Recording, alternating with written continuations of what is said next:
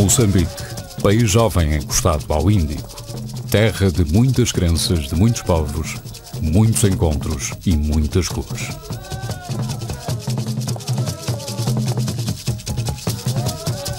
Estado independente desde 1975.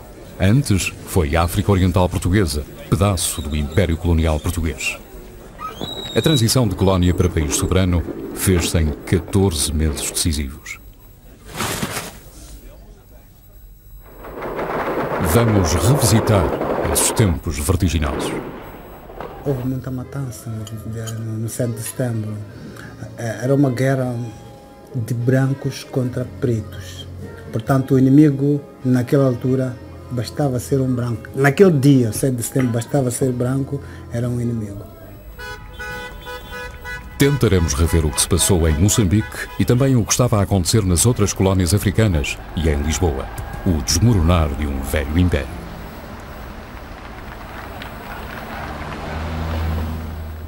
Até porque os nacionalistas moçambicanos consideravam o processo de descolonização como um todo a não perder de vista. Comecemos então pelo dia que vai mudar a vida dos portugueses, dos moçambicanos e de toda a África Austral, o 25 de abril de 1974. Estamos em Lourenço Marques, capital de Moçambique, e a todos parece uma quinta-feira, como todas as outras. A maior parte dos colonos acha que a história lhes deu o direito a construírem aqui a sua vida. Considera que a terra é deles, ou pelo menos também é deles. Conquistaram-a. A lembrá-lo, lá está na praça principal de Lourenço Marques a estátua imponente do herói do Império, o vencedor das campanhas africanas, Mouzinho de Albuquerque. Os tempos são outros, mas Lisboa garante-lhes que o Estado vai no bom caminho para fazer dos africanos bons portugueses. A prova disso é que nas escolas há agora muito mais crianças negras. As estatísticas oficiais dizem que cerca de 60% das crianças em idade escolar frequentam uma escola, que dos 34 mil estudantes do ensino secundário, 28% já são negros e 22% asiáticos e mistos. E já frequentam a Universidade de Lourenço Marques 9 estudantes negros de um total de 700 universitários. A verdade oficial é que não há racismo nos territórios africanos de Portugal porque os portugueses são especiais. Tão especiais que dos bastiões racistas das vizinhas Rodésia e África do Sul chegam milhares de turistas a Moçambique para gozarem as delícias do multirracialismo português. Num cabaré de Lourenço Marques, até se está a exibir com êxito uma bela loira sul-africana que, imagine-se, dança com um negro.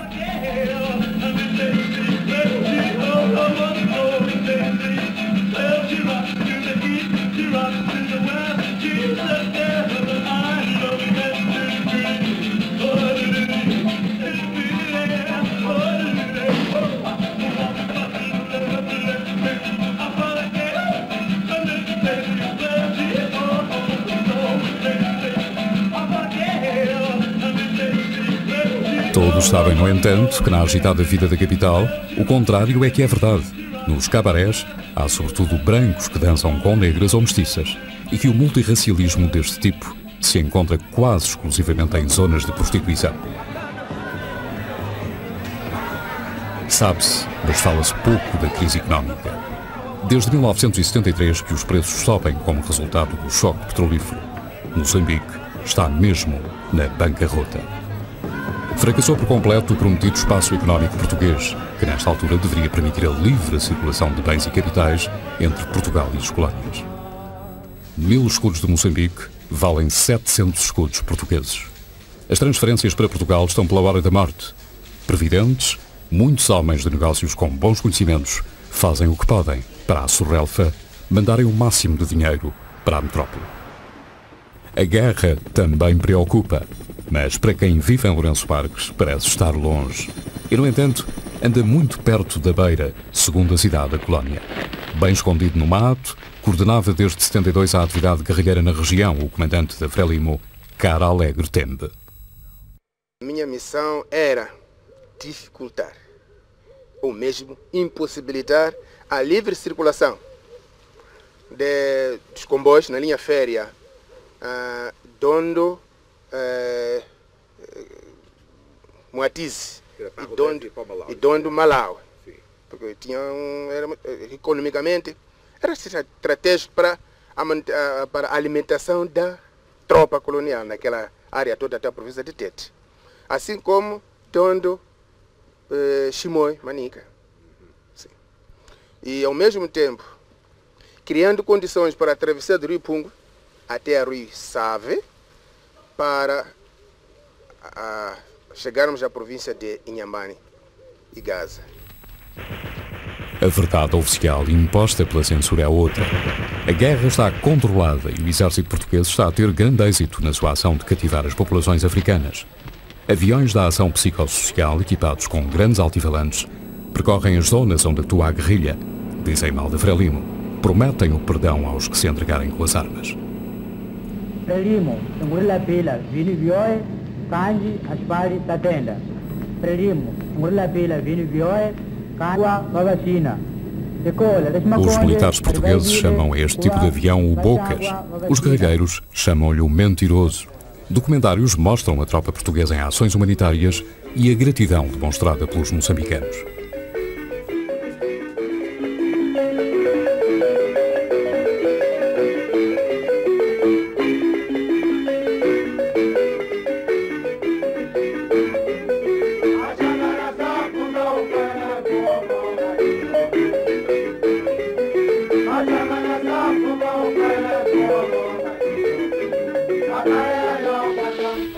Emboscado com os seus guerrilheiros na reserva de caça da Gorongosa, perto da Beira, Cara Alegre Tembe decide em 73 fazer uma ação espetacular.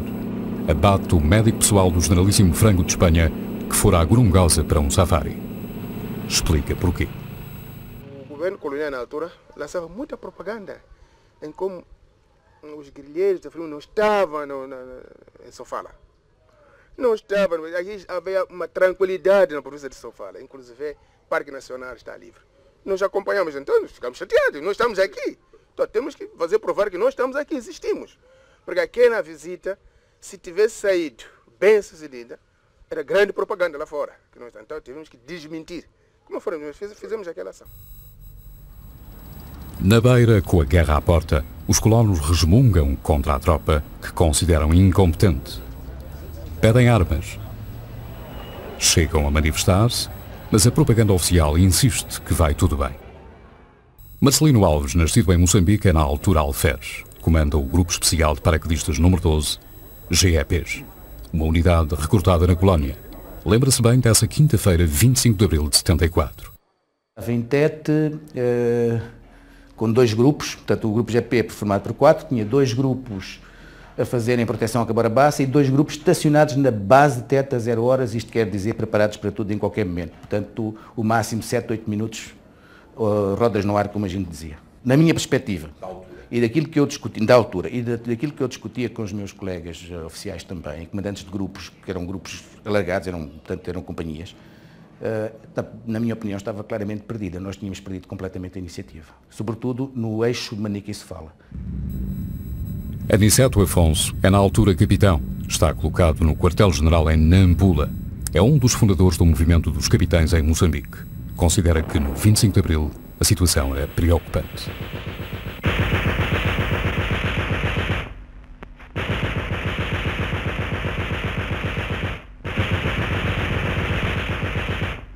De uma forma geral, a situação tinha vindo a degradar-se desde 1973, em virtude de algumas situações concretas que existiam no teatro de operações. A primeira delas, devemos considerar, é a questão dos efetivos.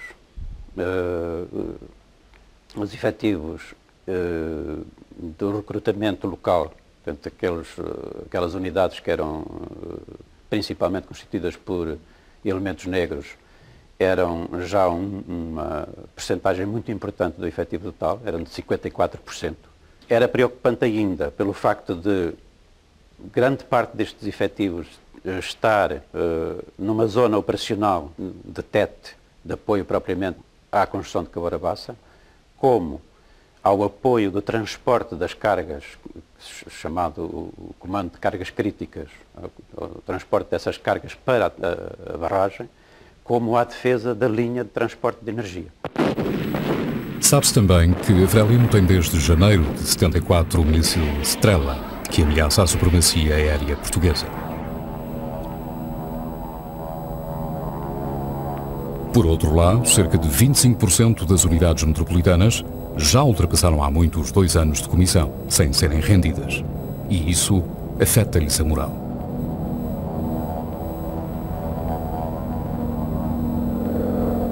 Em Angola, apesar da crise, o exército português tem pleno controle da situação. O pior é na Guiné.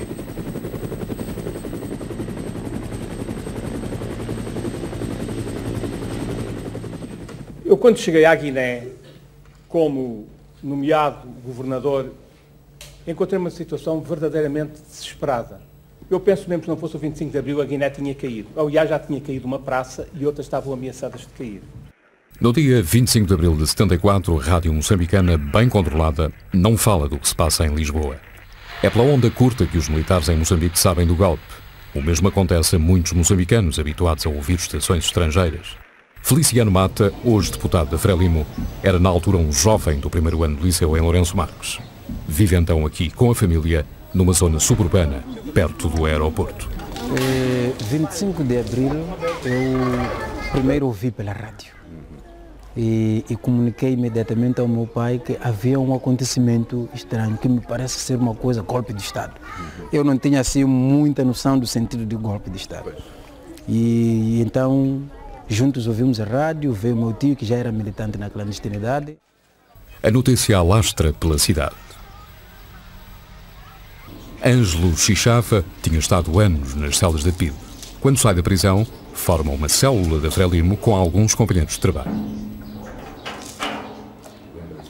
Nós soubemos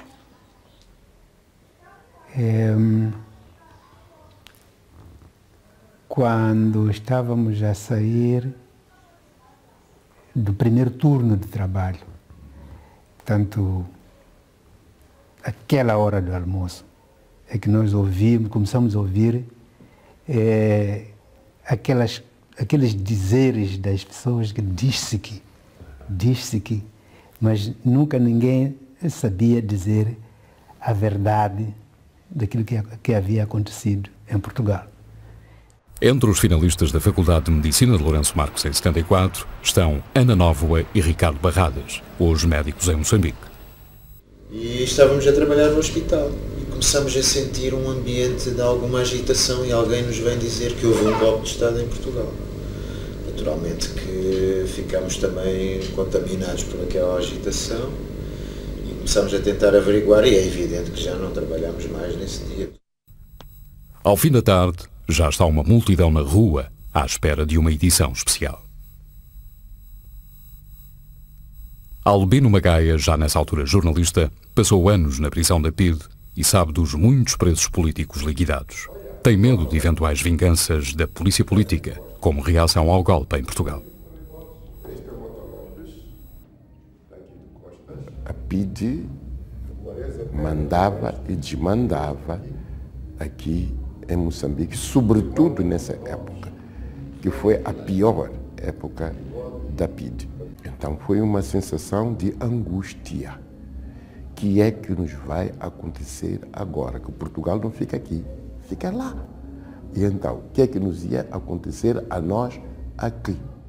Aquele que já esteve ligado a prisões e a torturas é um gato que já foi escaldado, até de água fria, assusta-se. Nós também não nos entusiasmamos muito. Optamos por esperar para ver. O general Joaquim Chipande está reformado. Após a independência, é ministro da Defesa. Em abril de 74, comanda destacamentos da guerrilha.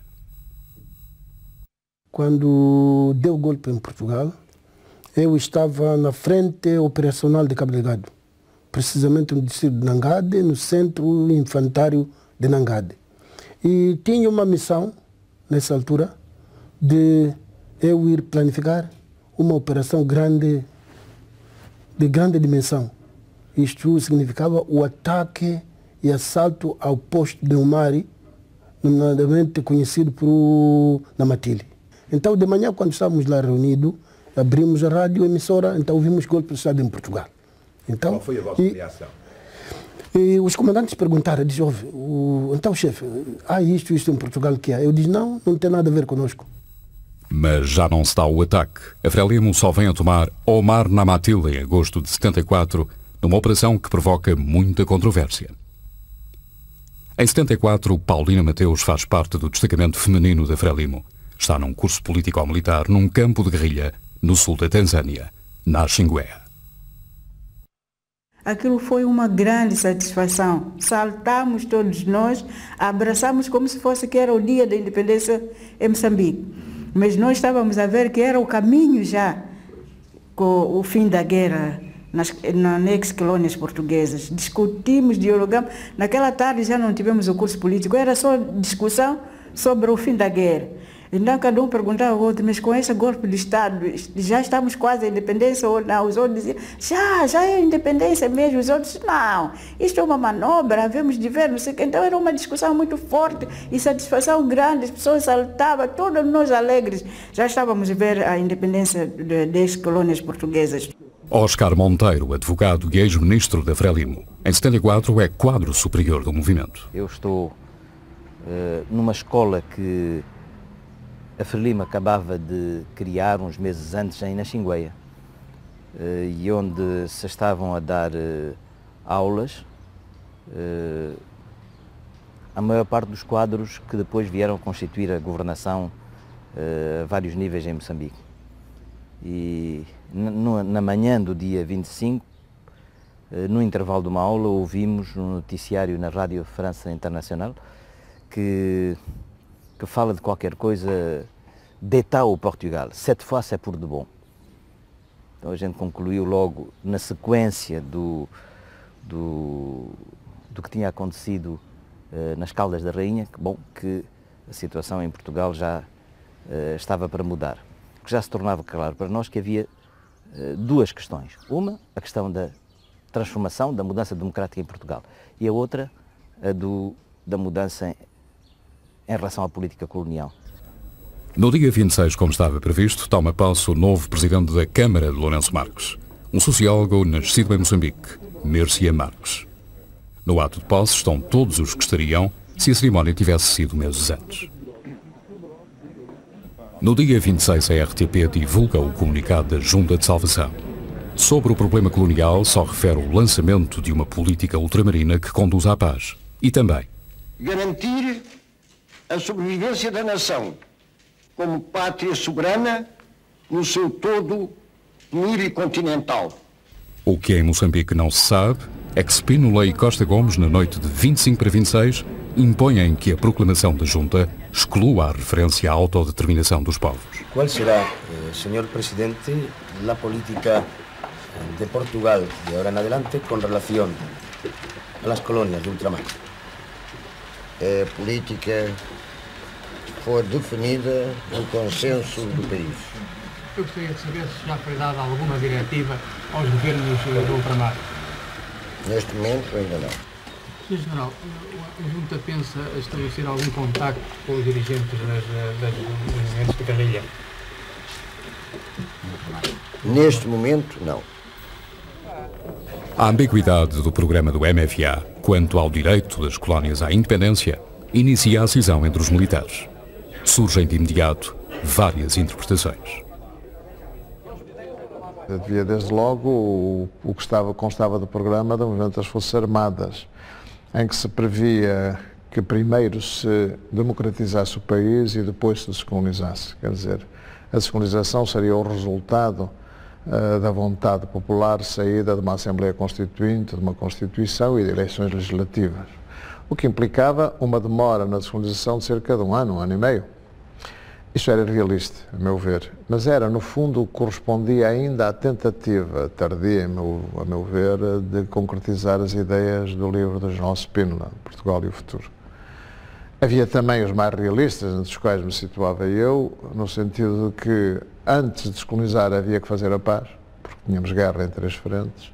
e naturalmente não faríamos a paz sem negociarmos diretamente com quem nos fazia a guerra. Na altura esboçavam-se em Portugal 3 políticas diferentes de descolonização. Uma era a do próprio general Spínola, que queria manter a ficção da Confederação, que está escrita no livro.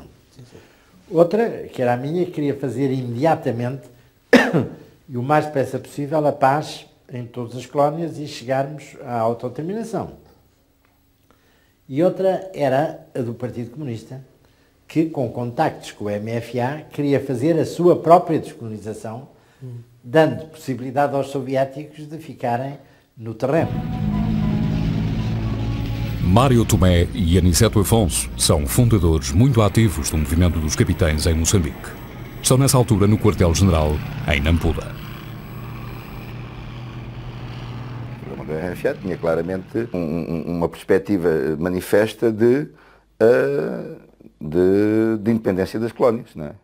Feita a análise sobre a solução política, isso passava, evidentemente, pelo reconhecimento dos movimentos de libertação e pelo reconhecimento do direito à autodeterminação e independência. Apesar dessa linha não constar do programa, não tínhamos qualquer dúvida, qualquer análise que pudesse ser feita não poderia pôr em causa estes princípios, e a declaração da Junta de Salvação Nacional, que era contrária a estes princípios. Então ficámos na mão, não apenas em Moçambique, mas em todo lado, mesmo em Portugal e em todo lado, se ficou-se com estas duas políticas que são políticas antagónicas. E, de certa forma, podemos dizer que as pessoas se dividiram. Umas optando pelo programa do MFA, outras optando pela declaração da Junta de Salvação Nacional. Havia e há sempre várias interpretações ao que é uma solução política. Por isso justificava que entrássemos em conversações com o governo português, mas do ponto de vista da Frelimo, do nosso ponto de vista, isso não justificava um cessar-fogo imediato. Ainda há 26 de abril, a imprensa em Moçambique divulga o comunicado da Junta. Os jornais escolhem precisamente para título que a Junta se propõe garantir a sobrevivência da nação soberana, no seu todo pluricontinental. Destaca também que em todo Moçambique reina a calma e que as forças militares continuam normalmente a sua luta contra o terrorismo, sem desfalecimentos ou perturbações internas. É o recado habitual do comando-chefe, que tenta reduzir ao máximo o impacto das notícias sobre o golpe, sobretudo no interior do território. Convém manter os trabalhadores moçambicanos do interior na ignorância do que se passa em Lisboa, para que a curiosidade e a dúvida não perturbem a rotina dura do trabalho. Tudo tem de parecer estar na mesma. O próprio Governador-Geral, Pimentel dos Santos, representante máximo da autoridade do governo português na colónia, só no dia 27, pressionado pelo comando militar local, aceita regressar discretamente a Lisboa. É substituído pelo secretário-geral do seu governo, um tenente-coronel. Também só a 29 de abril, o comando-chefe de Moçambique anuncia na imprensa a sua adesão aos princípios da Junta de Salvação Nacional. Os jornais dão ainda notícia de que a Frelimo rejeita o Conselho de Estados Federados sob a bandeira de Portugal, uma das propostas avançadas pelo novo poder militar em Lisboa. Em Angola, onde o exército na altura controla a situação, o novo encarregado do governo militar propõe-se garantir a sobrevivência do território como parte integrante de Portugal. O movimento guerrilheiro FNLA de Oltan Roberto ameaça tomar o país pela força. E a UNITA de Jonas Savimbi, que estava relativamente adormecida, retoma de imediato as suas ações militares contra o exército português. Destaca ainda nos jornais de Moçambique para a notícia de que o governo sul-africano, aliado fundamental de Lisboa durante a Guerra Colonial, é o segundo a reconhecer o novo regime português, logo após o Brasil e ainda antes de Washington e da Santa Sé. As eleições na África do Sul tinham, aliás, ocorrido no próprio dia 25 de abril. A vitória folgada foi para Balthazar Forster, chefe do partido que instituíra o Apartheid e chefe de Estado desde 1948. Um bom sinal, portanto, para os que perspectivam nas colónias uma mudança apenas cosmética. Mas nem todos pensam assim. Logo a 29, em Lourenço Marques, dá-se a primeira grande manifestação de apoio ao 25 de abril, mas rejeita qualquer tentativa de aplicação a Moçambique de uma solução política de independência unilateral de tipo rhodesiano, isto é, uma independência branca. Isto significa que, em alguns setores mais à esquerda, subsistem dúvidas quanto aos verdadeiros objetivos do novo regime no que se refere à descolonização. Mas no essencial está tudo de acordo, por enquanto. No dia seguinte, manifestantes dirigem-se ao Governo-Geral e impedem uma reunião do Conselho Legislativo, uma das instituições criadas nas colónias por Marcelo Caetano, dentro da sua anunciada lógica de autonomia progressiva. Confrontado com os manifestantes, o encarregado do governo, o Coronel David Ferreira, cancela a sessão. Nestas primeiras manifestações sobressaem já membros da oposição tradicional, os chamados democratas de Moçambique. Gente que desde há muito, sempre que havia eleições, mobilizavam-se pela oposição contra o regime de Salazar. Em Angola surge, aliás, um movimento do mesmo género e com raízes históricas idênticas, a Comissão Cívica Democrática. Em Moçambique, inicialmente em aliança com os democratas, é decisiva a ação mobilizadora dos estudantes universitários.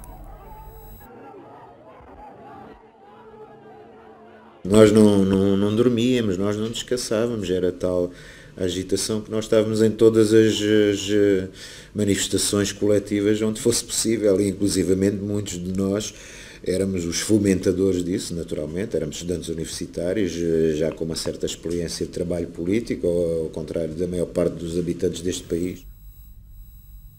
Vão-se multiplicando por todo o território os núcleos de democratas de Moçambique. Começam por dar todo o apoio possível aos muitos presos políticos, libertados a partir de 1 de maio de 74. Um dos grandes motores da ação dos democratas em Lourenço Marques é o advogado Pereira Leite. Well, at the present time, the role of the Democrats is to enforce the program of the junta and to try to dismantle the old system. Without that, we have no freedom, we have no liberty, and so we cannot transform Mozambique in a free country. That's our main problem now, our aim. And another aim is to convince the white people, the white population, that a government of the black majority is not a danger. They can live with a black majority. Estudantes e democratas forçam a abertura que as administrações dos jornais e a rádio ainda tentam adiar. Sobretudo a Rádio Moçambique continua a sonegar informação que provoca o levantamento de muitos trabalhadores. Outro elemento muito ativo nos democratas de Moçambique é o advogado católico Carlos Adrião Rodrigues. Em nome dos manifestantes, é ele quem vai dar força aos representantes do MFA na rádio, maniatados pelas indefinições de Lisboa. Acompanham um outro elemento dos democratas, Miguel Wagner Russell. Russell é um antigo membro da direção do Partido Comunista Português, detido pela PIDE, cumpre alguns anos de prisão no Tarrafal. Faz parte do velho núcleo dos democratas de Moçambique, que ciclicamente incomoda Salazar. Já nessa altura havia o fermento dos democratas de Moçambique. Não talvez organizados, como depois vieram a estar, no meu tempo, mas já existiam. Mas esse movimento, já são eles, democratas de Moçambique, que publicam aquele documento, julgo que 60-61, em que já se fala de uma eventual autonomia dos territórios ultramarinos colónios. Nesse documento de 61, que eu redigi, que era muito aliás quase todos, já se aceita o princípio da autodeterminação e independência. Somos nós os primeiros em Portugal a assinar formalmente em campanha eleitoral o princípio da autodeterminação e independência. Um dos signatários desse documento é Carlos Adrião Rodrigues. A base dos democratas de Moçambique é a velha oposição que havia em Moçambique, que era um conjunto de pessoas com as ideias mais díspares possíveis. Havia comunistas, havia católicos, havia liberais, havia um pouco de tudo. Mas, inicialmente, houve dois princípios que se definiram muito claramente. Primeiro, que os democratas não eram um partido político, eram um grupo de pressão, digamos assim, um grupo de pressão, e que a sua missão era facilitar tudo quanto conduzisse à autodeterminação e à independência de Moçambique.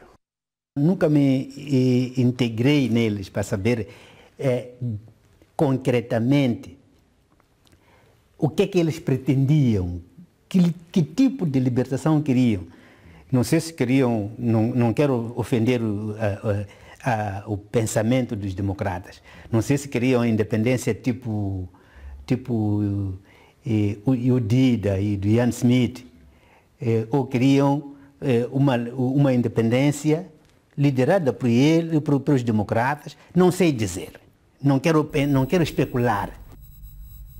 Amaral Matos é um velho militante nacionalista. Em 1960, antes ainda da formação da Frelimo, já conspira para libertar o país. É preso pela PIDE com muitos outros companheiros. Julgado em tribunal militar e defendido por advogados democratas, entre os quais Almeida Santos, Amaral Matos passa anos na cadeia. Mas 1974 apanham no aparelho clandestino da Frelimo, em Lourenço Marques. Tem uma noção pouco clara do que seriam os democratas de Moçambique. Os democratas de Moçambique eram brancos, nascidos cá, outros nascidos fora daqui, todos pró-Frelimo, mas tentaram, alguns tinham o papel de Spínola, tinham a chefia lá, e é preciso lembrar que os democratas, Almeida Santos disse logo, o meu general chamou-me, eu vou apresentar-me lá, e não se identificou, quer dizer, defendia todos os presos políticos da Frelimo, mas não era um frelimista convicto. Em Portugal, o PCP e o PS dão um mote à maioria das forças partidárias emergentes quanto à descolonização. Mário Soares define claramente a linha socialista, ainda antes de regressar do exílio. Il faut négocier tout de suite, le plus tôt possible. On doit avoir une position pragmatique. Si on veut arrêter la guerre, il faut négocier avec qui fait la guerre. C'est normal. Mais pour négocier, il faut avoir de l'autorité morale. Il faut reconnaître certains principes. Pour moi, c'est essentiel que, au départ, nous proclamions notre reconnaissance du droit des peuples à son autodétermination et à leur indépendance. No dia 28, ao chegar a Lisboa, alinha o seu discurso com o de Spínola. Soares reafirma tudo o que disse, mas acrescenta que sente nos militares uma intenção de prudência para evitar em Angola e Moçambique uma aventura separatista. Tal aventura, diz Soares, seria verdadeiramente dramática para esses territórios e para a paz mundial. Mário Soares vê também em Spínola um De Gaulle português. Il a la stature de De Gaulle portugais, si vous voulez, toutes les proportions gardées. Spínola também conta com o prestígio e os conhecimentos internacionais de Mário Soares. Pede-lhe que comece desde logo a tratar do cessar-fogo com os movimentos africanos. A 2 de maio, Soares parte ao encontro de Agostinho Neto em Bruxelas. Neto responde-lhe que o cessar-fogo só acontecerá com o reconhecimento do direito à independência de Angola. Começa um impasse que só se vai resolver em julho. Nas ruas de Lisboa, a onda de liberdade cresce e toma forma de contestação. Logo a 3 de maio, manifestantes exigem a independência para as colónias e um partido da esquerda radical, o MRPP, impede em Lisboa o embarque de um pequeno contingente militar para Cabinda. Dias depois, um outro movimento mais moderado, o MES, reclama o direito dos militares a recusarem-se a participar na guerra. É o princípio do movimento Nem Mais um Soldado para as Colónias, que vai alastrar até aos militares portugueses que combatem em África. A 3 de maio, no Chipamanin, um bairro popular de Lourenço Marques, há o primeiro comício convocado por uma personalidade política negra, Joana Simeão, presidente do GUMO. O GUMO apareceu há 18 meses, no anterior regime, e procurou encontrar uma solução dentro do sistema que vigora. Comparecem mais de 20 mil pessoas, em maioria africanos. Vão saber o que é e o que pretende o GUMO. Joana Simeão, professora do ensino secundário, tinha pertencido à Coremo, uma organização independentista baseada na Zâmbia e rival de Frelimo. Demitira-se da Coremo e, em 73, em Lisboa, funda o GUMO, com o apoio do então ministro de Caetano, Baltasar Rebelo de Sousa. Entretanto, ele estava nas corporações, passou para ministro do Ultramar, porque nós não tínhamos, nem podíamos ter contato com o Silva Cunha, e pareceu-nos que podíamos tentar uma aproximação nesse sentido. Foi feito. E obtivemos dele um apoio cauteloso e discreto. Jorge Abreu, natural de Moçambique, em 74 é presidente da Câmara de Comércio e membro do extinto Conselho Legislativo. Adere ao GUMO a convite de Joana Simeão. O objetivo que eu concordei e que também dei as minhas opiniões à Joana Simeão era de que nós continuaríamos numa ligação com Portugal, que o governador seria nomeado, continuado a ser nomeado por Portugal, mas que deixaríamos de ter os secretários provinciais, etc., nomeados por Portugal. Joana Simeão proclama que, através do voto, filiados do Gomo deverão entrar para a Assembleia Nacional em Lisboa e participar no futuro governo de Moçambique. Há militantes da Frelimo que reagem. Eu fiz parte dos militantes que lhe foram sabotar o comício. Sim. Por quê? Por quê? Porque o projeto dela não é um projeto de Frelimo. Ela começou a falar mal da Frelimo antes da Frelimo começar a falar mal dela. Logo no dia seguinte surge um movimento organizado por ex-militares portugueses anti-Frelimo e colonos receosos de um futuro poder negro. É a Frente Independente da Continuidade Ocidental, FICO. Liderado por ultras, começa por se proclamar apoiante da Junta de Salvação Nacional e fiel ao general Spínola. Manuel Gomes dos Santos é um dos seus dirigentes públicos mais ativos. Era uma ideia democrática sobre Moçambique, de forma que o movimento de libertação da Frelimo se constituísse como partido político, depois houvesse um Senado com os chefes étnicos e, para além disso, houvesse também as outras comunidades, as brancas, e haviam mistos, e haviam até comunidades estrangeiras que tinham uma grande importância na vida económica de Moçambique. Ao lado do FICO vão aparecendo embriões de outros partidos, 18 ao todo. Os mais organizados dispõem-se a defender a presença branca e a impedir que a Frelimo venha a monopolizar o poder. É o caso da Convergência Democrática, que reúne gestores e quadros de empresas, na maioria portugueses. Armando Monteiro, moçambicano, é um dos fundadores. Continua a viver em Moçambique. A nossa preocupação principal era a população branca, porque nós estávamos com receio que, com o vácuo que queria ser criado, surgiria o caos e a população europeia abandonaria Moçambique de qualquer maneira, aliás, como nós temíamos e que se veio a dar. Próximo dos partidos anti-Frelimo está Jorge Jardim, uma das figuras mais enigmáticas da descolonização moçambicana. Vem das fileiras da direita, começa por ser um admirador de Marcelo Caetano, mas nos fins dos anos 50 transforma-se no homem de confiança de Salazar, sobretudo em Moçambique. Em 73, apercebe-se da impossibilidade de uma solução militar com base no exército português e começa a ser visto como o homem que sonha ser o motor de uma independência conduzida por brancos. Utiliza mesmo o argumento independência para cativar certos colaboradores. O engenheiro Jardim sempre defendeu, e quando eu digo sempre, eu tenho o primeiro conhecimento que eu tenho disso foi depois de uma discussão que eu tive com ele em 1961. Ele afirmou-me perentoriamente que uma das missões deles, a principal em África, a mando do Dr. Oliveira Salazar, era criar a independência para Moçambique, mas não de uma forma revolucionária, mas sim de uma forma de evolução. Para isso era preciso educar as pessoas, criar estruturas, desenvolver a parte económica, conter os capitalistas europeus em África, criar riqueza própria. Em 73, Jorge Jardim já não tem o poder que lhe conferia o relacionamento especial com Salazar. Continua cônsul do Malawi e goza de uma velha relação de cumplicidade com o presidente Banda. É então nomeado por Marcelo Caetano para negociar com o presidente Kaunda a utilização dos portos de Moçambique e do caminho de ferro de Benguela, em Angola.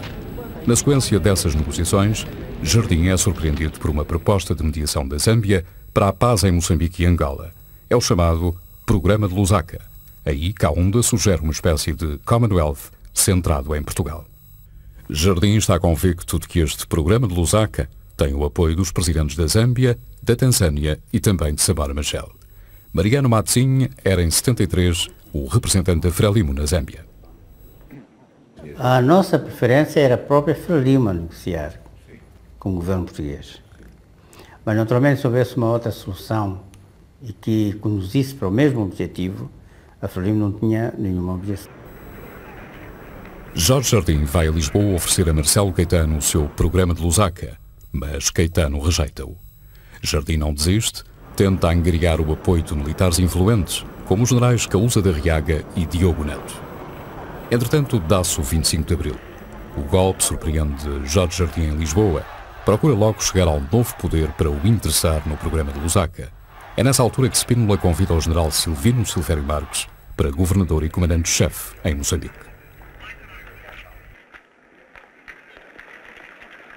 Algumas palavras e a certa altura pergunta-me quem é que eu achava que devia ir para Angola como governador e como comandante-chefe. E eu falei-lhe no Caúza e falei-lhe no Betancourt Rodrigues. Caúza, Betancourt Rodrigues, um como governador, outro como comandante-chefe. O Betancourt já esteve lá como militar, dava um comandante-chefe estupendo, o Caúza também dava, porque eram duas pessoas. E depois convidam-me para ir para Moçambique como governador e como comandante-chefe. O general Silvino Silvério Marques projeta assim estabelecer o seu comando-chefe na Beira. E a Beira é a cidade onde precisamente Jorge Jardim tem maior influência. E quando se soube que eu ia para Moçambique, apareceu-me aqui em casa o Jorge Jardim. A falar comigo, eu conhecia o Jorge Jardim muito bem, ele nunca tinha vindo aqui a casa, mas eu conhecia muito bem, tinha almoçado com ele e com mais pessoas, algumas vezes em Moçambique, e Jorge Jardim disse-me que havia um plano para uma paz, que era o plano de Lusaka, e trouxe-me o plano, trazia o plano em inglês. E achei aquilo que era um documento importante na altura que estávamos. E levei o Jorge Jardim com o documento ao general Spínola e eles falaram sobre o documento.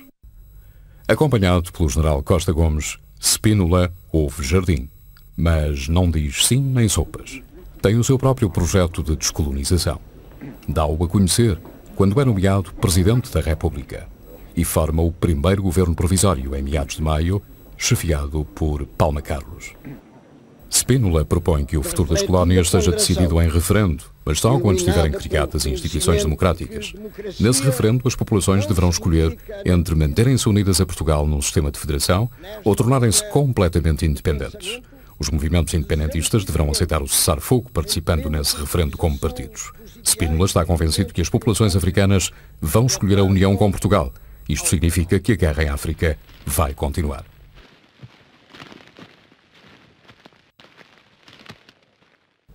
As armas só se calaram na Guiné no dia 31 de maio de 1974. Portanto, desde o 25 de abril até 31 de maio, houve guerra na Guiné. E conquanto tivesse diminuído a intensidade. Mesmo assim, houve 102 ações de combate neste período, que custaram 5 mortos e 79 feridos graves às nossas tropas, 17 mortos e 33 feridos graves à população e 13 capturados à população. De facto, os comunicados oficiais da altura informam que de maio a junho de 74 ainda morrem em combate no ultramar 40 militares portugueses e 74 ficam feridos.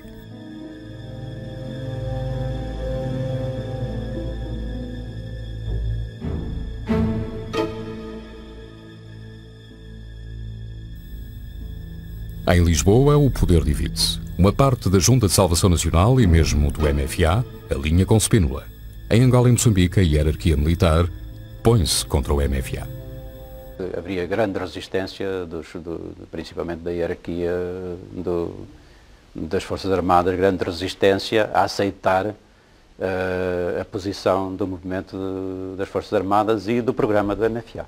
Havia grande resistência. Isso levou mesmo à substituição do comandante-chefe, de alguns chefes de repartição dentro do quartel-general, que nós conseguimos que Lisboa aceitasse, e aí tivemos uma mudança fundamental, que foi a mudança do chefe de Estado-Maior do quartel-general, do comando-chefe, que foi o então Coronel Menezes, que foi de Portugal, e que o Coronel Menezes compreendeu aquilo que estava em causa, e portanto a nossa relação, a relação do movimento das Forças Armadas com o comando foi essencialmente feito através do Coronel Menezes. Eu ainda não sabia bem quem era o MFA. Eram 3 ou 4 oficiais que eu sabia que eram, mas não sabia bem quem era. Todos os oficiais que estavam em Moçambique e que eram comandantes só tinham 2 alternativas. Ou se integravam neste espírito do movimento das Forças Armadas, e poderíamos dizer que em cada nível o comandante era ele próprio o chefe do MFA, ou não se integravam dentro disto e havia que fazer a sua substituição. Este foi um princípio de que nós nunca arredámos pé. De facto, o coronel Sousa Menezes não participara no 25 de Abril e nada tinha a ver com a esquerda. Mas, pragmático, manda parar as operações ofensivas e prepara a retração do dispositivo militar, tal como preconiza o MFA Moçambique.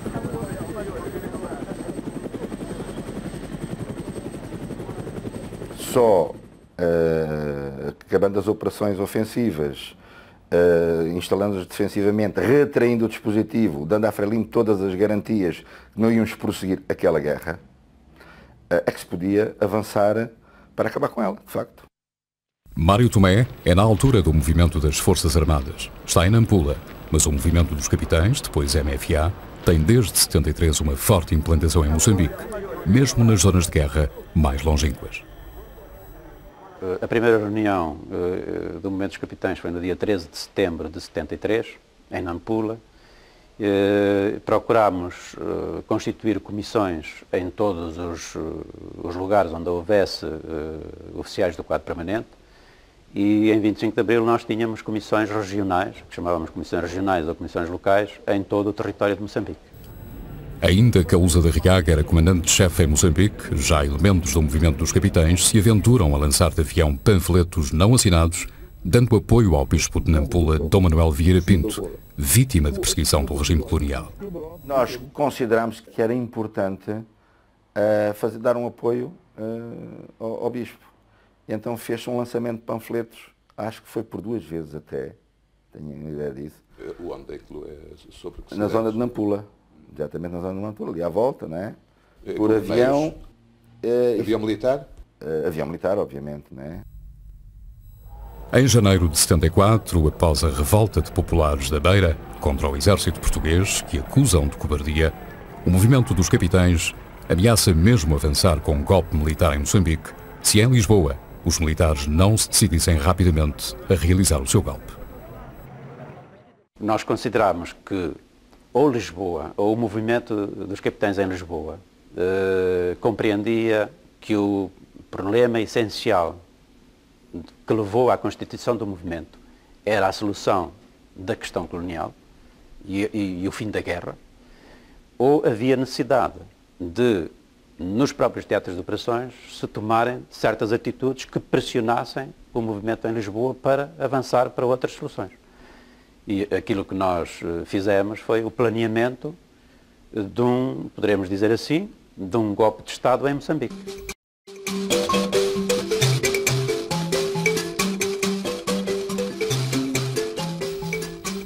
Em Moçambique, após o 25 de Abril, mantêm-se as operações ofensivas. E surge logo a divisão entre os que estão com a Frelimo e os que são contra. Em Lisboa, o poder militar está dividido e, em maio, o general Spínola e o seu governo provisório estabelecem um projeto de descolonização que rejeita negociações para as independências com os movimentos de libertação. Querem que os guerrilheiros cessem os combates e participem num referendo que decida ou pela independência ou por manter a ligação a Portugal. Os guerrilheiros não aceitam. Continua a guerra e continua-se a morrer nas matas da África. Spínola e Costa Gomes esforçam-se por preparar alternativas políticas aos movimentos da guerrilha, jogando com personalidades negras anti-Frelimo. O coronel Silva Sebastião, um ex-presidente da Câmara de Lisboa no tempo da ditadura, é enviado para Moçambique. Mas, antes disso, há aqui um contacto que vem de Portugal e que eu me recordo muito bem que foi um contacto feito por Coronel Sebastião, no Hotel Plana. Ligado ao Presidente da República, ao General Spínola, julgo eu. Sim. E nesse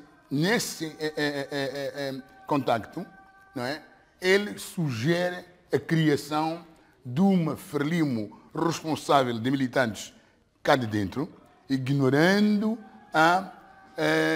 digamos, a Frente de Libertação de Moçambique, para ser fácil dialogar com Portugal. O general Costa Gomes vai também em maio a Angola e Moçambique. De Angola, vem otimista. Em Moçambique, apercebe-se de que Portugal não tem capacidade militar para se impor. tenta desajeitadamente que a Frelimo aceite o cessar-fogo. Eu tenho fundadas esperanças que o partido político que se nos opõe, pois responda àquele apelo veemente que lhe fiz e sincero para cessar as hostilidades e para vir para dentro de Moçambique, constituindo-se num partido político, a fim de disputar, juntamente com os outros partidos, o seu direito a uma representação legítima e a sua colaboração numa nova estruturação política em Moçambique. Ao mesmo tempo, contacta personalidades incitando à formação de partidos étnicos. Jorge Abreu recorda o encontro. Ele se voltou para a Joana Simão e lhe disse, ele perguntou, mas você é uma macua, não é? Você é macua. E ela disse, sou. Então, se você é macua, você tem que ir para o norte para ter o apoio de todos os macuas. Como você sabe, os macuas também não eram 100% pela Frelimo. Nunca foram. E ele então, nessa altura, disse que lhe dava todo o apoio. Tive a ocasião de dizer, mesmo àqueles moçambicanos que defendiam a mais curto, a mais longo prazo, a independência de Moçambique, tive a ocasião de lhe dizer que, para mim, no meu conceito pessoal, entendo que é melhor, é mais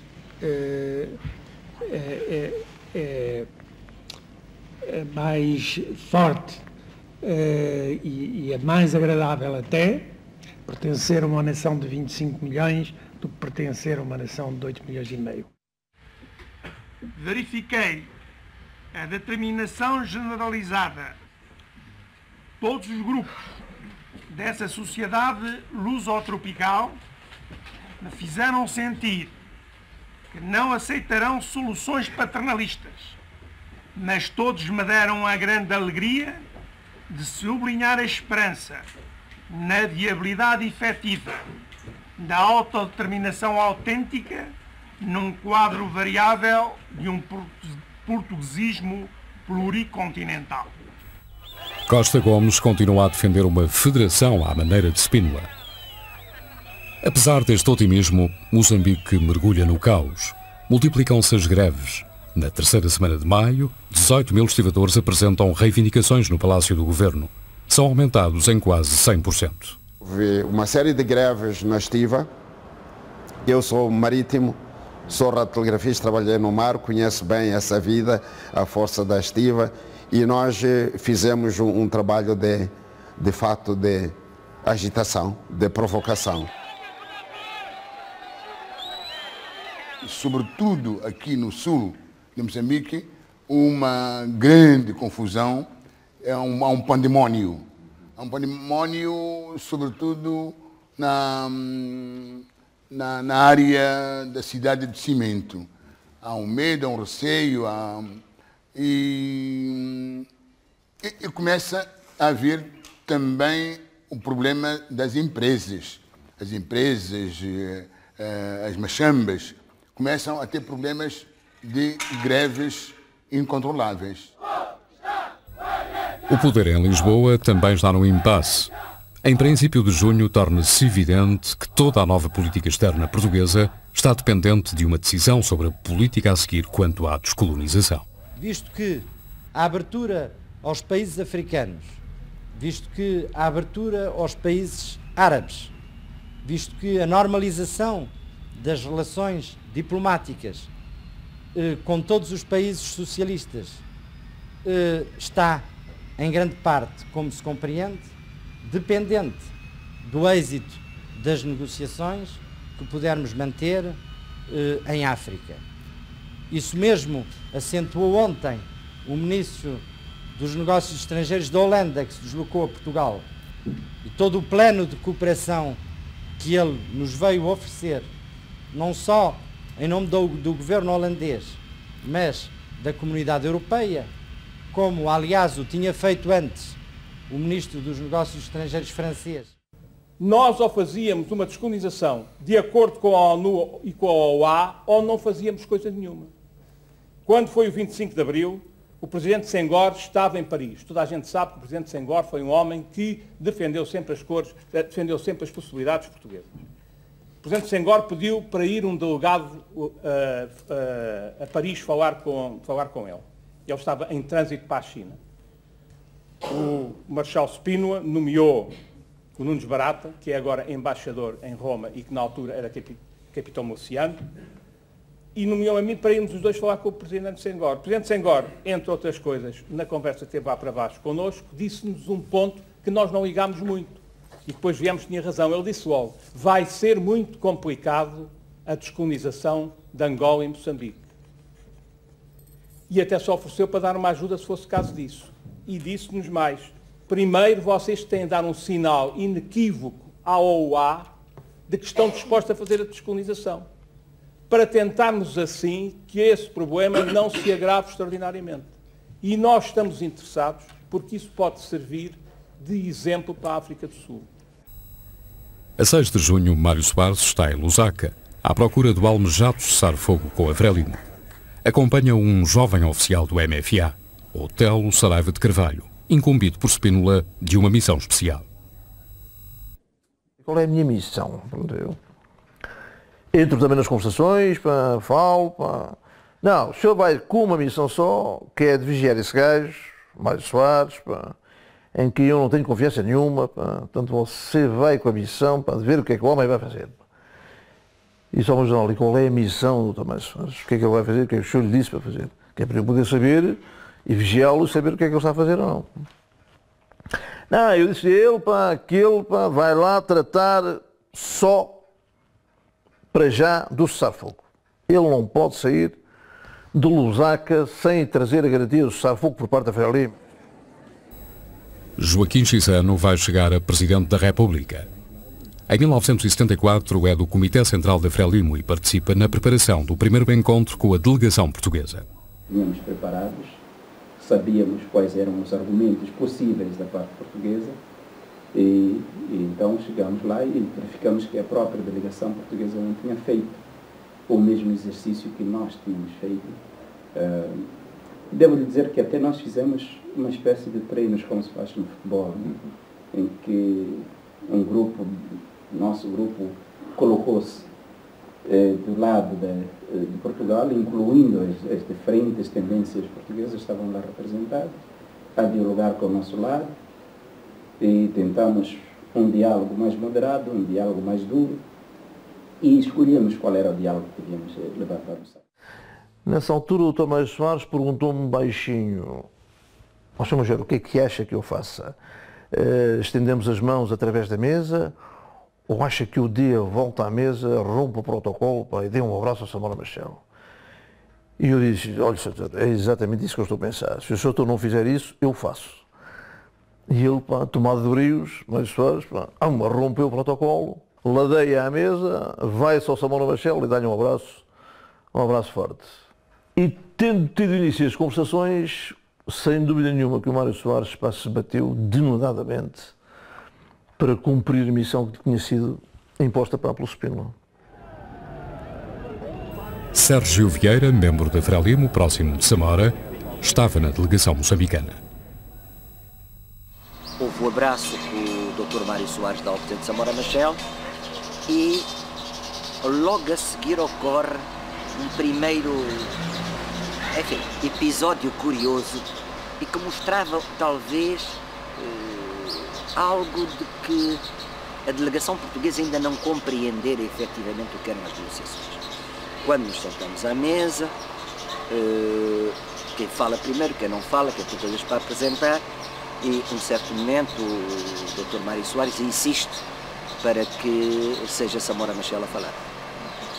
Samora Machel diz, Sr. Ministro dos Negócios Estrangeiros, Portugal, e o Dr. Mário Soares responde, Sr. Ministro, não, somos amigos, somos camaradas, camarada Mário Soares. Samora olhou para o Dr. Mário Soares e disse, desculpe, estou a falar com o secretário-geral do Partido Socialista Português, com quem temos as melhores relações, ou estou a falar com o Ministro dos Negócios Estrangeiros de Portugal, com quem estamos em guerra.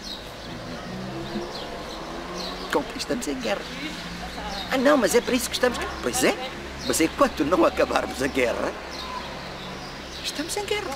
Bom, aí surge finalmente o que é a posição portuguesa. A delegação portuguesa vinha com a preocupação de um cessar-fogo, e insiste várias vezes, de jure ou de facto. Samora Machel diz que a questão do cessar-fogo é consequência. A posição da Frelimo era, muito bem, a guerra existe porque determinadas questões se colocam, nomeadamente a questão da autodeterminação e da independência. Qual é a vossa posição sobre isso? Nessa discussão, a delegação portuguesa diz-nos claramente quais são as suas prioridades. Consolidar a democracia em Portugal, restaurar a base económica portuguesa e, finalmente, abordar a questão da descolonização. Finalmente.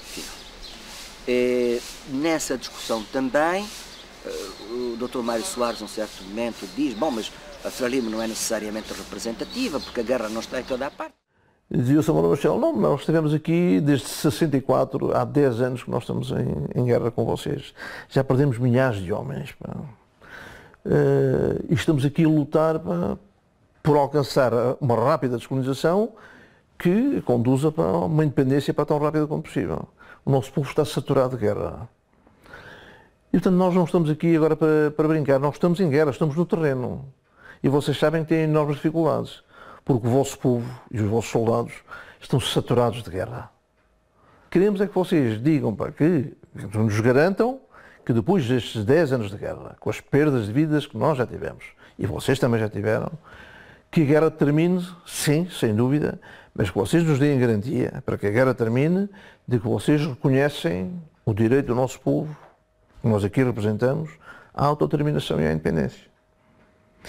E a garantia total de que os mecanismos do poder irão ser transferidos para nós, Frelimo. O Mário Soares lutou muito sempre contra esta argumentação, mas todos os argumentos que ele procurou encontrar chocavam contra esta legitimidade óbvia que era ali apresentada. E isso levou-me a que, em determinado momento, eu que não tinha feito ainda nenhuma intervenção e que assistia calado, vigiando Mário Soares, assistia calado a este diálogo, eu pedi intervenção, pedi ao Mário Soares se podia fazer também uma intervenção. E o Mário Soares, possivelmente convencido de que eu iria apoiá-lo nos argumentos que ele estava a procurar carrear para a discussão, deu uma palavra e eu tive o cuidado de avisar. Eu faço parte dessa delegação, mas acima de qualquer outra coisa eu estou aqui a representar o movimento das Forças Armadas. E nesta posição eu devo dizer que a filosofia do MFA é exatamente aquela que está a ser apontada pelo Presidente Samora Machel. Em certo momento, o Major Otelo Saraiva de Carvalho interrompe o Dr. Mário Soares e diz: a Frelimo tem razão. Isso que o Sr. Ministro está a dizer são as posições do meu General Spínola, não são as posições do MFA. O Mário Soares pediu uma interrupção nas conversações para poder falar comigo. E depois fomos lá para uma outra sala e tal, disse, já colocou-me aqui numa posição terrível. Eu, como Ministro dos Negócios Estrangeiros, eu concordo plenamente consigo e com o Frelimo. Devo dizer-lhe. Mas simplesmente eu trago do Sr. Presidente da República a missão de obter aqui o cessar-fogo a todo custo.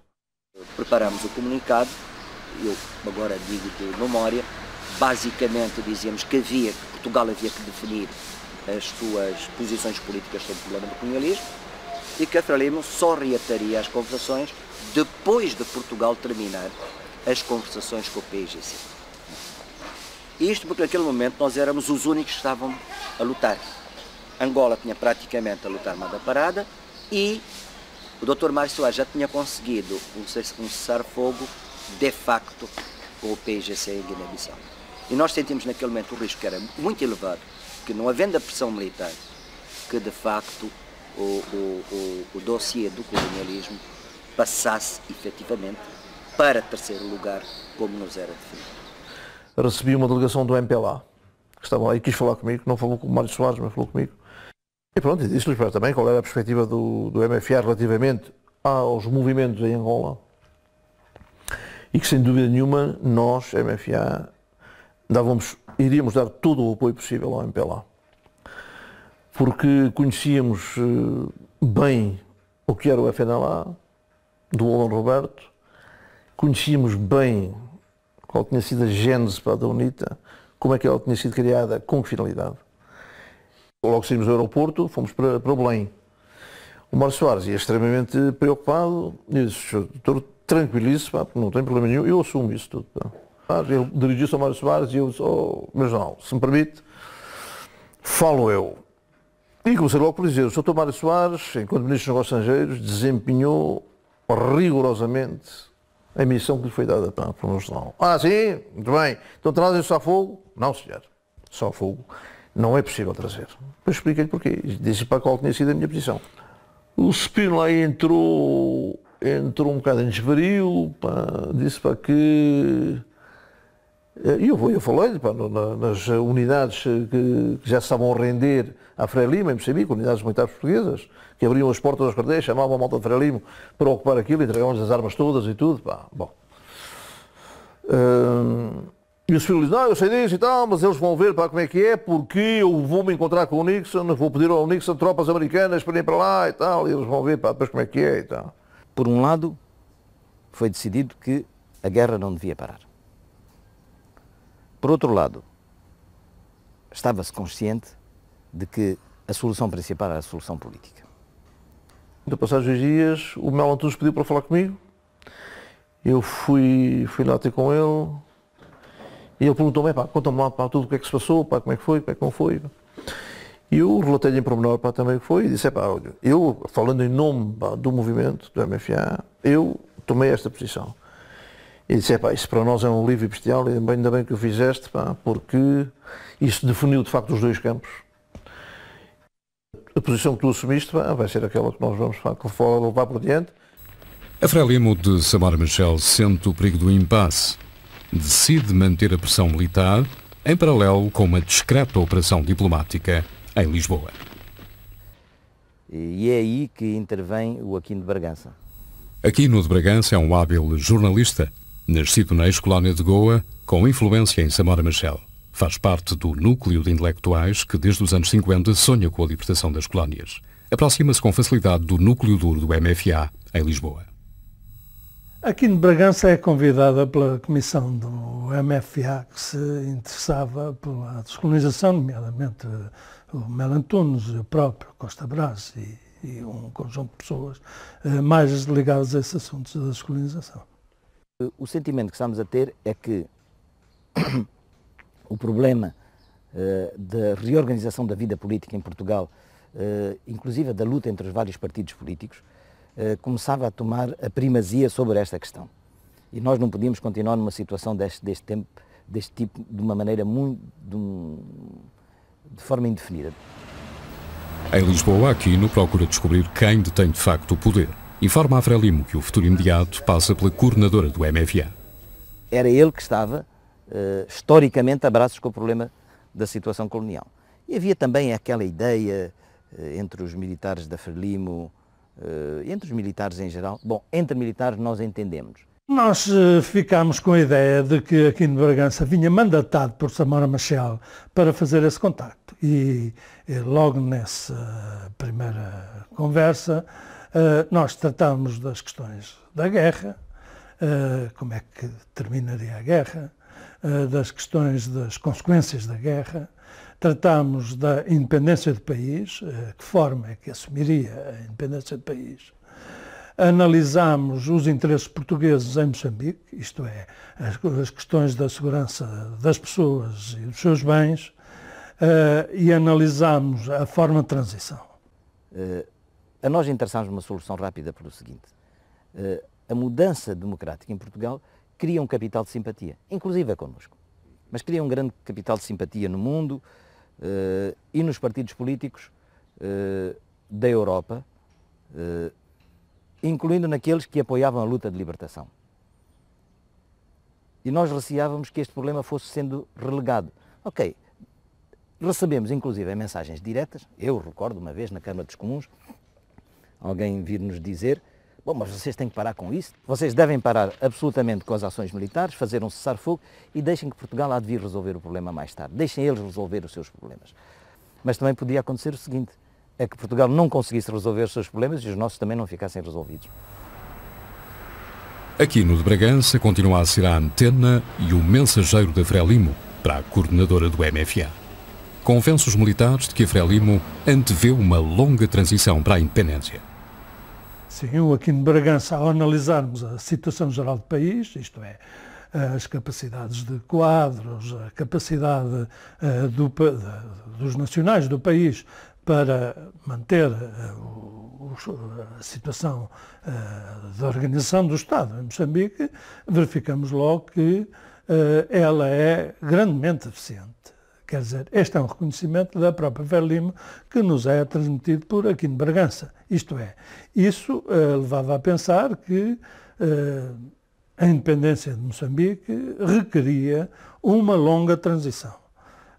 Aliás, logo no primeiro contacto que eu tive com Samora Machel, pude verificar que esse era mesmo o pensamento de Samora Machel, que me falou de uma transição pelo menos de 5 anos. É precisamente o que a Comissão Coordenadora do Movimento quer ouvir. Mas Spínola ainda manda. E tal como fizeram no ultramar,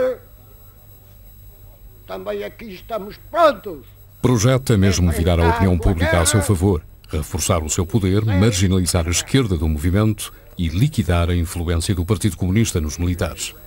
Mas o contacto do MFA com a Frelimo está feito e vai ser reatado mais tarde, já no segundo governo provisório de Vasco Gonçalves. A Frelimo passa também aos outros movimentos amigos a informação obtida em Lisboa. Tenta uma estratégia comum.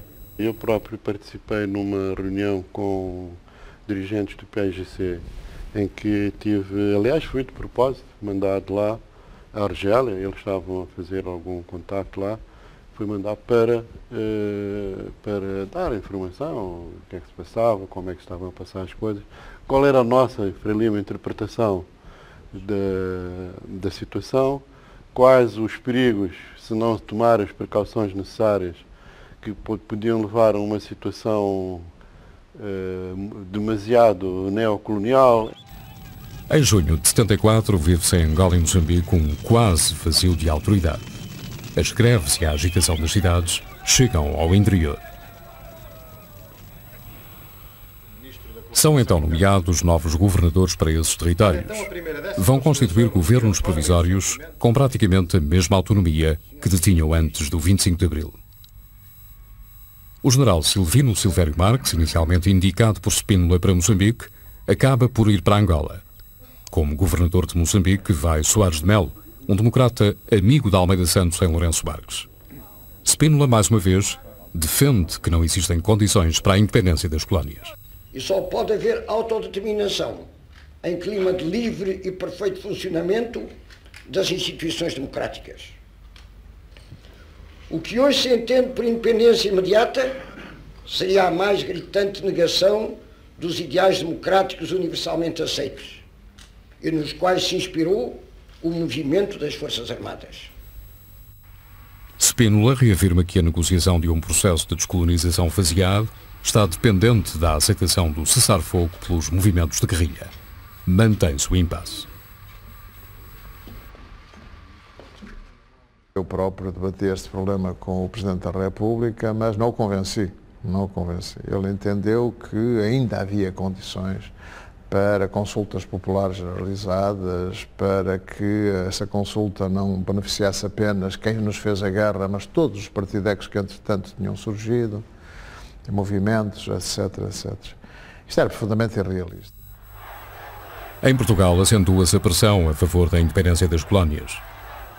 Mário Soares e Almeida Santos encontram-se em Argel com o PAIGC, mas não conseguem um cessar-fogo definitivo. Estão maniatados pelo programa do governo de Palma Carlos e Spínola. As reuniões entre negociações, porque houve dificuldades, há dificuldades de várias ordens. En effet, il y a des difficultés, il y a eu des difficultés, dernier moment, il y a des difficultés, et nous devons, toutes les deux délégations, faire des consultations. Todos os movimentos de libertação dizem concreta e decididamente um não ao referendo. No entanto, nós gostaríamos neste momento de saber, uma vez mais, a nossa posição em relação a essa mesma tomada de posição desses movimentos africanos. Bom, nós não podemos deixar de dizer um sim. Temos um programa do Movimento das Forças Armadas e hoje o programa do Governo Provisório, que constitui para nós um mandato indeclinável e que prevê o referendo. Silvino Silvério Marques chega a Luanda e forma governo. O General Silvério Marques fez um governo, digamos assim, a trouxe-mocho, tentando ir buscar personalidades ou capacidades individuais. Eu sou convidado para responsável pela pasta da economia e apercebo-me que aquilo não tem pés nem cabeça, é um completo disparate. O General Silvério Marques não tem a compreensão do que se estava a passar. Silvério Marques dispõe-se a governar a Angola colonial que deixara anos antes, mas encontra uma Luanda tomada por uma onda de violência. Todos os acontecimentos que ocorreram neste bairro deveu-se à morte de um motorista de táxi, né, que foi morto nesses lados aí do bairro da Cuca, e que não se sabia quem fora o assassino, se era branco ou se era negro. Comerciantes e motoristas de táxi aglomeraram-se ali ao pé do tanque de água e então esperavam todos aqueles indivíduos inocentes que vinham do serviço. Portanto, eles entenderam fazer justiça à mão deles, não é? Não sabiam quem era o assassino e lá, à medida que as pessoas vinham do serviço, iam fazendo as suas agressões, matando e tal. E devido àquelas agressões que fizeram e as mortes que lá se registraram, os indivíduos moradores deste bairro, portanto, estavam enfurecidos com a morte dos seus irmãos, não é? E, não sei, de um momento para o outro via-se os comerciantes a mudarem do bairro, não sei quantos, não sei porquê. E pronto, por causa daquilo, eles deixaram as casas assim e começou-se a ver que à medida que eles iam afastando-se, né, a população daqui ia saqueando as lojas, né? Foi tudo destruído, roubaram-me tudo, não me deixaram nadie, arranjaram-me a mim e aos meus filhos com a roupa do corpo. Diz que o problema foi levantado sobre os taxistas, mas eu tenho visto muitas vezes, antes disso, vi já alguns roubos, até de mão armada, a comerciantes e, portanto, acho que não foi o problema de taxistas que levantou. Simplesmente, talvez tivesse sido mais cedo do que eles esperavam, não é? Porque isto ia acontecer mais cedo ou mais tarde. Destes incidentes resultam 186 mortos e 400 feridos, na maioria negros. Soldados africanos do recrutamento local pedem armas para defenderem a população suburbana contra a violência dos ultras brancos. Envolvem-se em confrontos com a polícia militar, mais 12 mortes e o fim da confiança entre soldados negros e brancos do exército português em Angola. O general Silvino Silvério Marques não controla a situação, nem se entende com o MFA local, adepto de negociações imediatas com os movimentos independentistas. A 11 de julho de 74, cai em Lisboa o governo de Palma Carlos.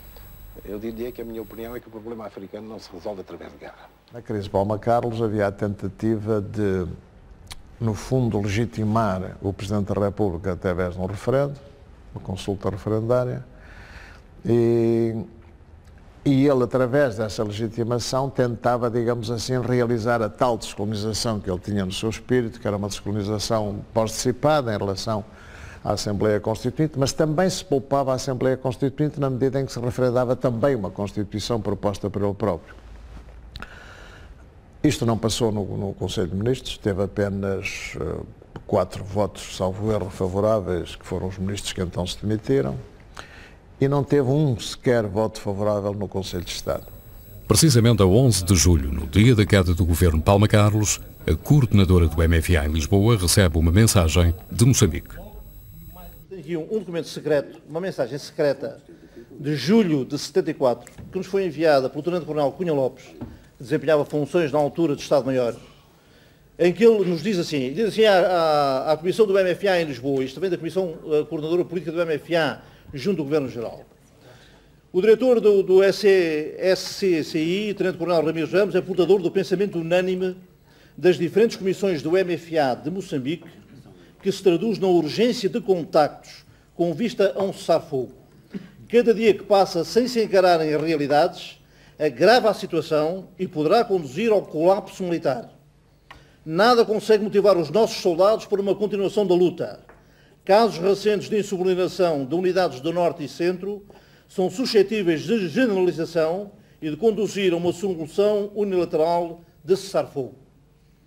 Reitera-se ao MFA Lisboa, pressione junto à Salvação Nacional e Presidente da República, no sentido de política realista que conduza ao cessar-fogo, que exclui referendo neste momento considerado como utópico.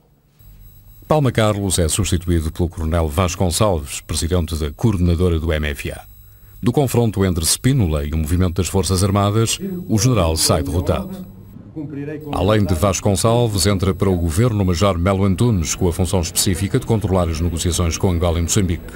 Melo Antunes defende o reconhecimento imediato do direito destas colónias à independência, negociada com os movimentos de libertação, e relança os contactos com a Frelimo.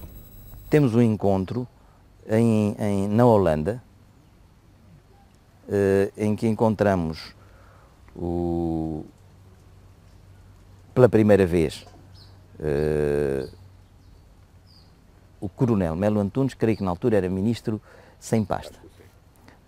Depois encontramos o Dr. Almeida Santos, que era o ministro da Coordenação Interterritorial, e também o secretário-geral dos Negócios Estrangeiros, o Dr. Cunha Rego. E esse é um encontro um pouco em que se diz que nós ambos temos vontade de retomar as conversações de forma a sair deste impasse. Esses encontros finais serão mais tarde, já em agosto, mas Spínola não desiste. No dia seguinte à formação do segundo governo provisório, parte para um encontro quase secreto com Richard Nixon. Alerta-o para a influência do Partido Comunista no MFA e contra o perigo do expansionismo soviético em África. Spínola, no entanto, falava com um Nixon politicamente desgastado pelo escândalo Watergate e com uma administração americana quase paralisada. Silvério Barques é contestado numa reunião do MFA em Angola e regressa a Lisboa. Em Luanda, vive-se uma atmosfera de conflito. Tenho ouvido, não é? A situação nos primeiros dias esteve bastante confusa. Houve vários mortos aqui no bairro Cazenga. Eu acho que as Forças Armadas deviam atuar com mais intensidade. Aqui muita gente civil armada, principalmente os europeus. E um colega meu foi morto mesmo aqui em frente. Eu também ia sendo. Como é que foi? Foi atacado por europeus aqui em cima, mesmo aqui em frente, foi terça-feira ou segunda-feira. Eu vinha para aqui em cima no curso de mecanografia, ele foi atacado, espancado.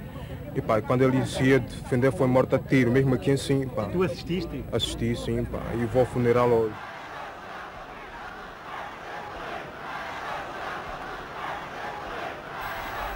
Em Angola estão registados 40 partidos políticos, a maioria sem representatividade. A cidade começa a encher-se de armas. A população europeia sabe que está armada, mas pode ter maior número de armas do que a população africana, mas há certos elementos da população africana, talvez uma minoria, que está tão bem armada. O medo e o conflito racial estão instalados. Até muita da população negra de Luanda, assustada, abandona a cidade em busca de um refúgio provisório no interior.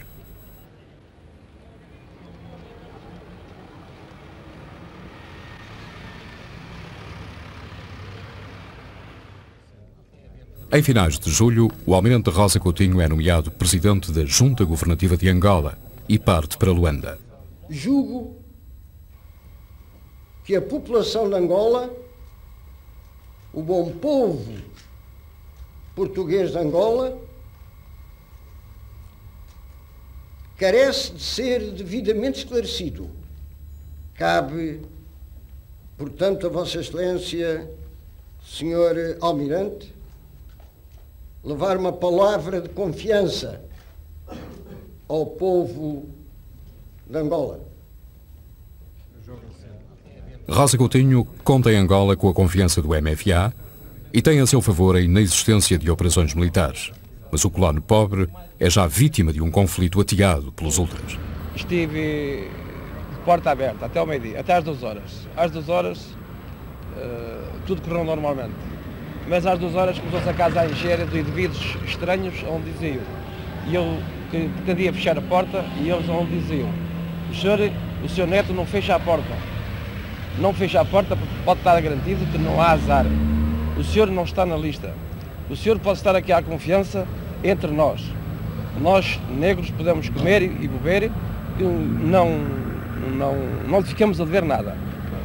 E porquê é que saiu então? E eu saí porque horas depois compareceu a polícia militar acompanhado de um civil e aconselharam-me a sair.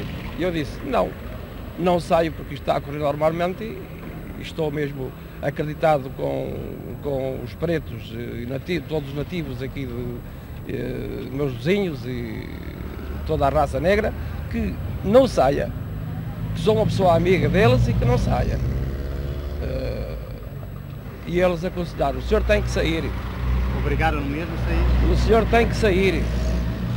É para seu bem, tem que sair. E eu apresentaram-me causas para que saísse?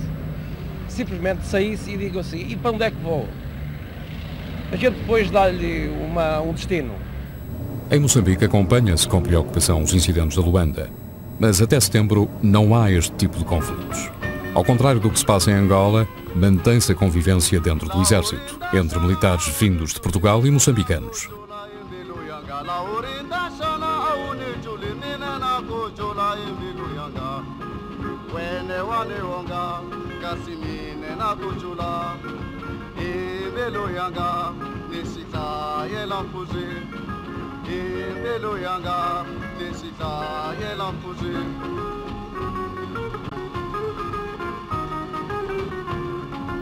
A própria Frelimo tenta evitar conflitos.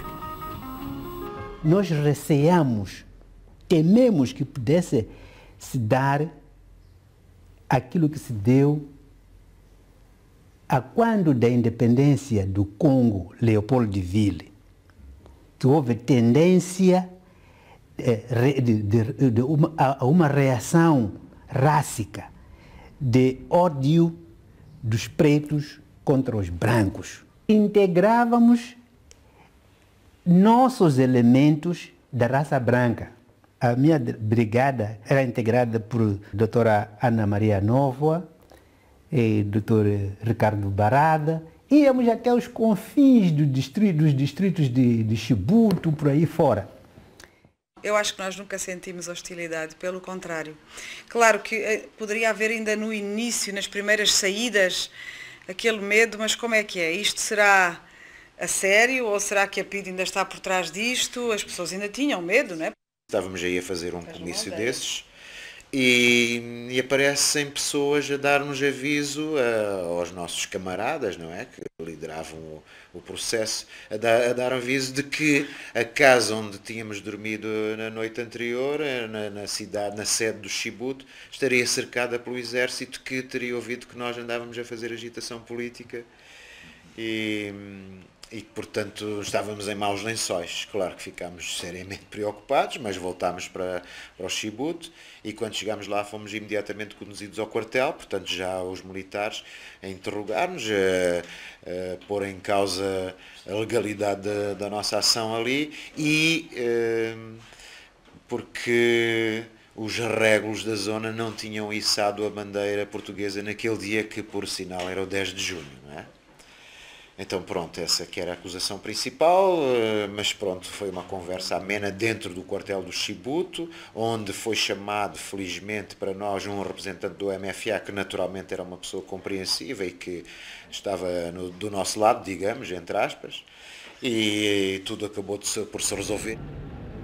Em Moçambique, aproveita-se ao máximo a democratização permitida pelos militares. A Associação dos Negros de Moçambique, fechada e proibida no tempo colonial, reabre em festa, com vivas à independência e à Frelimo.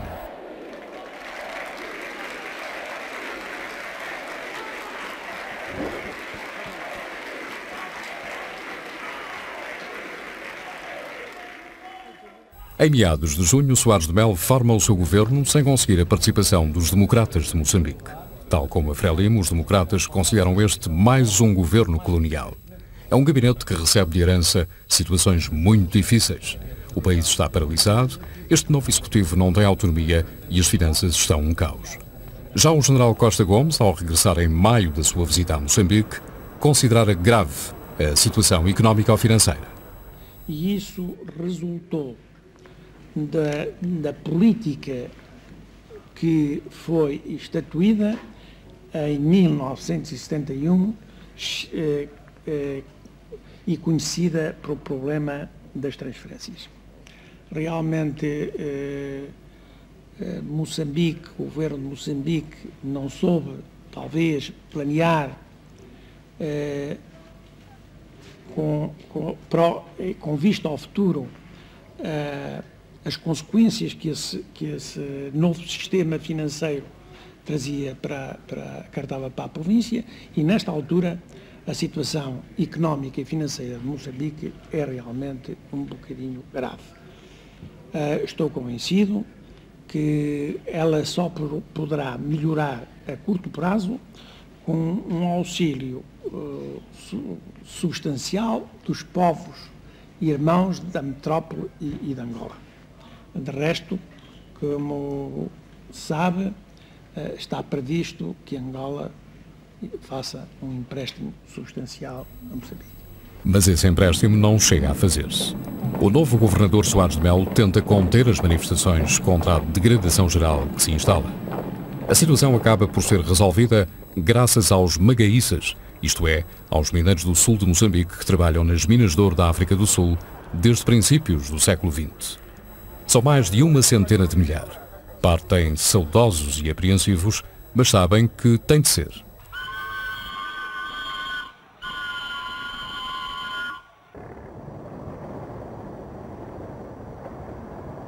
Vão conseguir do lado de lá da fronteira o que em Moçambique não conseguem arranjar. Dinheiro para a bicicleta, para as prendas à família, para o casamento e para comprar o gado que dá riqueza e prestígio. Quando regressam, é uma festa.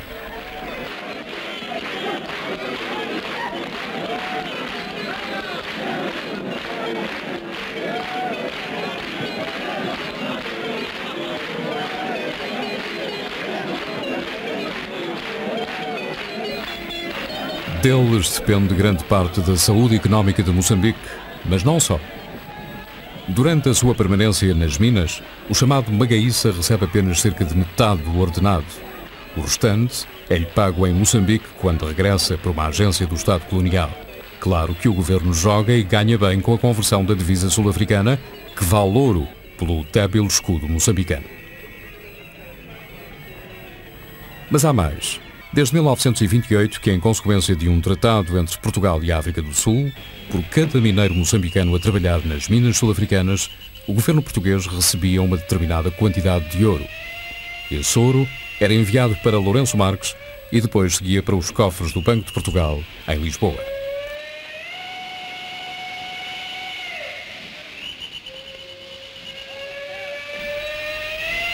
O governo provisório de Soares de Melo decide acabar com esta situação. Desse governo faz então parte o advogado Sérgio Espadas. Nunca descobri até hoje como é que este ouro era contabilizado em Portugal. Ora bem, por volta de algures em agosto, estava mais um carregamento no Banco Central Trabalhino para ir para Portugal. E então aí decidimos que o dinheiro, esse ouro, não ia nada para Portugal. Nós estávamos a precisar. Portugal não nos dava dinheiro, com o argumento que não tinha. E nós íamos mandar o ouro dos negros de Moçambique para Portugal, e era como íamos condenar o colonialismo, eram duas coisas que se completavam. Então decidimos que não ia. Ficámos, portanto, com o ouro. A partir daí, o governo provisório de Moçambique passa a vender no mercado internacional a $180 a onça o ouro recebido da África do Sul a $42. Isto como resultado de um tratado assinado entre Lisboa e Pretória em 1928. É assim que o ouro ganho pelos magaíças vai salvando a situação financeira de Moçambique até já depois da independência. Mas, apesar da corrida vertiginosa dos dias, as independências ainda parecem estar longe. Aproximam-se tempos de manobra política, de alegria e confraternização entre ex-inimigos e também de desespero e muita violência.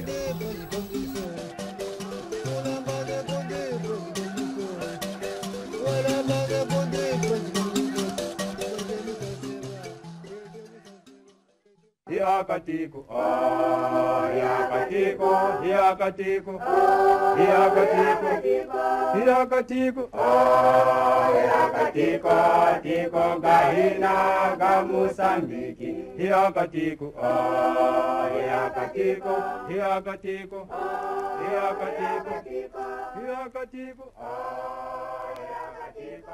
tiko gahina.